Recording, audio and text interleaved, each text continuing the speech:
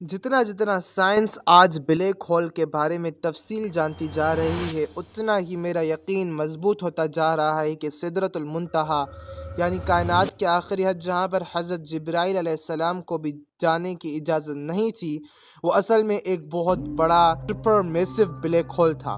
और यही कायनात के वो पुराने ऑब्जेक्ट्स हैं जो एक आसमान से दूसरे आसमान तक जाने का रास्ता है। कुरान पाक की सूरह मुल्क में अल्लाह फरमाते हैं, वही अल्लाह है जिसने 7 आसमान ते बते बनाए।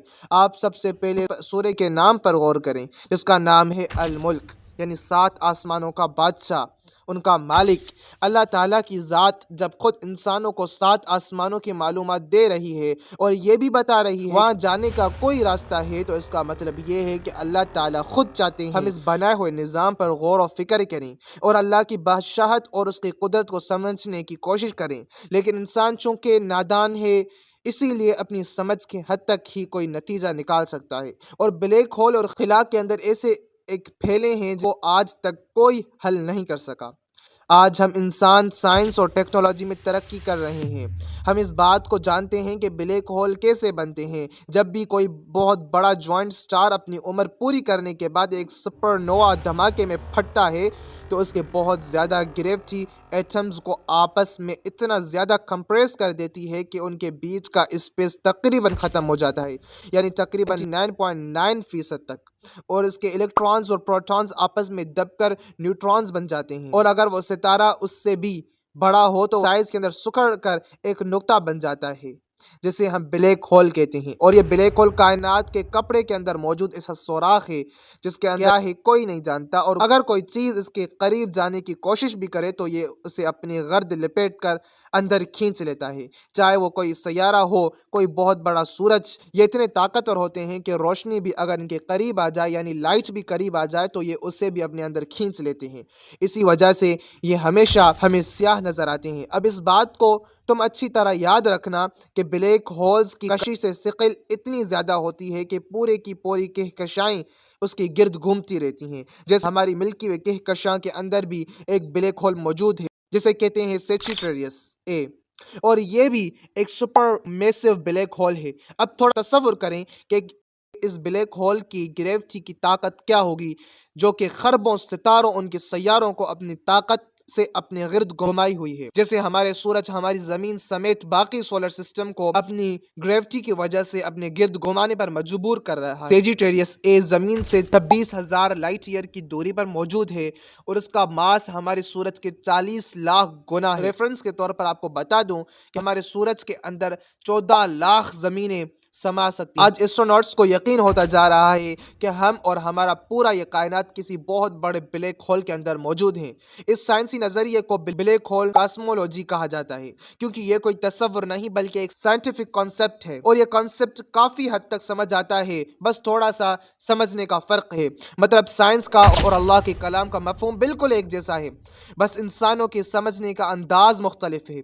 अब इस चीज को मिसाल से आसानी से यूं समझें कि साइंस कहती है कि हमारी कायनात तकरीबन 13.8 अरब साल पहले एक बड़े धमाके के फैलाव से शुरू हुई और इस धमाके को हम बिग बैंग कहते हैं। बिग बैंग के नजरिए के मुताबिक कायनात शुरू में एक इंतहाई छोटी, गर्म और घनी नुक्ते में बंद थी और अचानक फट कर फैलने लगी।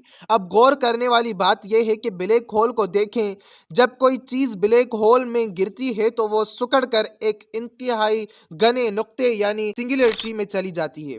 आज कुछ सीनियर साइंटिस्ट का ये मानना है कि जैसे कायनात को कुरान में दूसरा, तीसरा और इसी तरह सातवां आसमान कहा गया है, मेरे समझ के मुताबिक जब ऊपर के 6 आसमान बन चुके थे और हमारे पहले आसमान के बनने की बारी थी, तो दूसरे आसमान पर मौजूद ब्लैक होल या फिर हाई डायमेंशनल कायनात का कोई बहुत बड़ा सितारा ब्लैक होल बनकर मर गया होगा। इसी दूसरे आसमान के ब्लैक होल से सारा मादा एक नई जगह यानी पहले आसमान के अंदर फूट पड़ा होगा, जिसकी वजह से हमारी कायनात की शुरुआत हुई।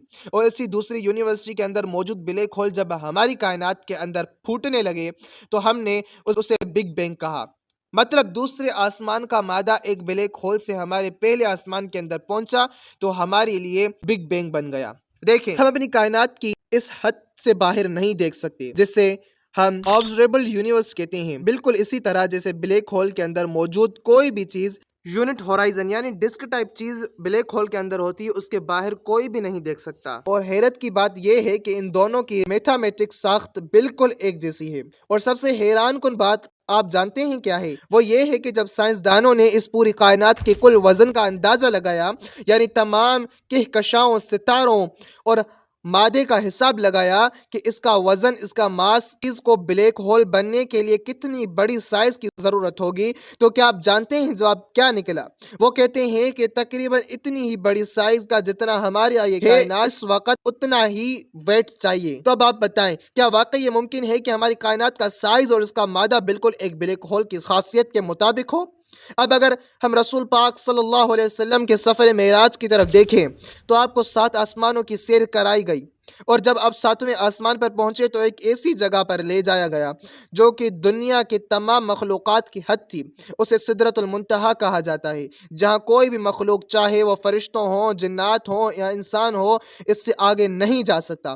اب تھوڑا غور کریں کہ اس جگہ پہنچ کر حضرت جبرائیل علیہ السلام نے رسول اللہ صلی اللہ علیہ وسلم کو کیا فرمایا؟ انہوں نے فرمایا تھا کہ اے اللہ کے رسول، اگر میں اس جگہ سے چاول کے دانے کے برابر بھی آگے بڑھا تو مجھے جلا دیا جائے گا۔ اب اس کا مطلب یہ ہے کہ جو باقی 7 بلیک ہولز تھے یا پھر ایک کائنات سے دوسری کائنات تک جانے کا راستہ تھا، ان کو پار کرنا بہت آسان تھا، اور وہ زیادہ بڑے سپر میسو بلیک ہول نہیں تھے۔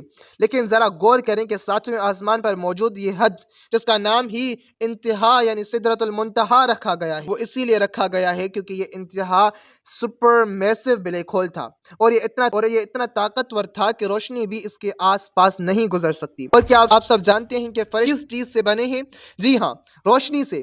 تو اگر اللہ کے رسول صلی اللہ علیہ وسلم کو اس وقت حضرت جبرائیل علیہ السلام یہ کہتے کہ سپر میسو بلیک ہول یعنی سدرۃ المنتہا کی کشش ثقل مجھے جلا سکتی ہے، تو کیا صحابہ اکرام وہ الفاظ ان کو یہ سمجھ آتے؟ مطلب یہ چیزیں تو ہماری آج کی سمجھ بوجھ ہیں، ہماری تحقیق کے بعد، جو کہ بہت زیادہ بلیک ہول کی ریسرچ کے بعد سامنے آئی ہیں۔ میں نے آپ کو اوپر بتایا کہ سائنس اور اسلام اس معاملے میں بالکل ایک صفحے پر ہیں، بس دونوں میں تھوڑی سی سمجھ بوجھ کمی ہے۔ کیا فرق پڑتا ہے؟ لیکن دونوں کا مطلب ایک ہی ہے۔ سفر معراج ہمیں یہ بتاتا ہے کہ بلیک ہول 7 آسمانوں کے دروازے ہیں، اور سب سے طاقتور بلیک ہول سدرۃ المنتہا ہے، جسے آبسٹریکٹ مانوس کے اندر سمجھنے کے لیے بیری کے درخت کی طرح بیان کیا گیا ہے۔ اور اس بات کا ثبوت یہ ہے کہ آپ تھوڑی نظر ڈالیں تو دیکھیں گے کہ بیری کا درخت کی شکل اور بلیک ہول کی شکل بالکل ایک جیسی ہے، یعنی بالکل ایک فنل کی طرح، مطلب اوپر سے جڑی ہوئی اور نیچے سے تنگ۔ کیا یہ بھی کوئی اتفاق ہو سکتا ہے؟ آج سائنس کہتی ہے کہ ہماری یہ کائنات یعنی یہ پہلا آسمان جس کے اندر ہم رہتے ہیں، ایک بہت بڑا بلیک ہول کے اندر ہے، لیکن سفر معراج ہمیں یہ بتاتا ہے کہ ایسا نہیں ہے، بلکہ 7 آسمان ان دروازوں کا عبور کرنے کے بعد آتے ہیں، ان کے اندر کوئی کائنات موجود نہیں ہے۔ بلیک ہول دراصل ایک آسمان سے دوسرے آسمان تک جانے کا راستہ ہے، جن کا سب سے مضبوط دروازہ جہاں سب سے زیادہ سیکیورٹی ہوتی ہے وہ سدرۃ المنتہا ہے، کیونکہ اس دروازے کے آگے ایک نئی جہت، نئی کائنات اور ایسے غیب کی دنیا موجود ہے۔ بلیک ہول کی دوسری سائڈ پر ایک دروازہ موجود ہوتا ہے جسے وائٹ ہول کہا جاتا ہے، لیکن کیونکہ بلیک ہول کے اندر جانا یا اس کے بالکل قریب جانا بھی پریکٹیکلی ممکن نہیں، اسی لیے آج تک کوئی بھی یہ نہیں جان سکا کہ اس کے اندر کیا ہے، اور نہ ہی کوئی اس باؤنڈری کو کراس کرنے کا تصور کر سکتا ہے۔ اور دلچسپ بات یہ ہے کہ یہی کانسیپٹ کچھ لوگوں کے نزدیک اللہ کے رسول صلی اللہ علیہ وسلم کے الفاظ کی طرح اشارہ کرتا ہے،